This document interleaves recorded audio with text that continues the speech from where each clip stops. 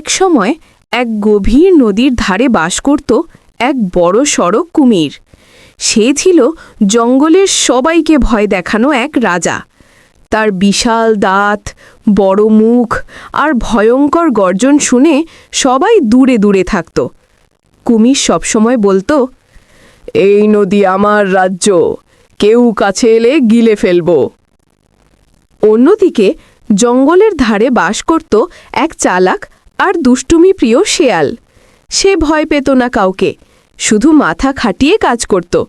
সব প্রাণী বলতো, যার মাথায় বুদ্ধি সেই আসল বীর।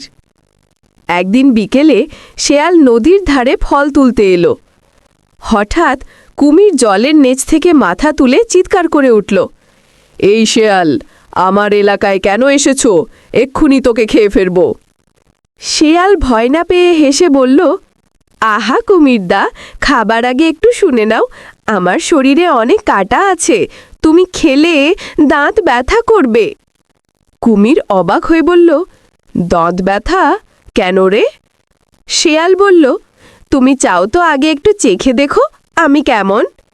বলেই শেয়াল একটা বড় কাঠের টুকরো নদীতে ছুঁড়ে দিল। কুমির ভেবে নিল এটাই শেয়াল।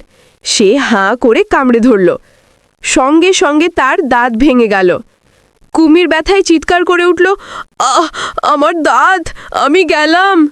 শেয়াল দূর থেকে হেসে বলল, দেখলে কুমিরদা, দাঁতের জোরে নয়, বুদ্ধির জোরেই জয় হয়। সেই দিন থেকে কুমির বদলে গেল। সে শেয়ালের কাছে ক্ষমা চাইল, আর দুজন হলো ভালো বন্ধু। এখন তারা প্রতিদিন নদীর ধারে বসে গল্প করে, মাছ ধরে আর জঙ্গলের সবাইকে হাসায়।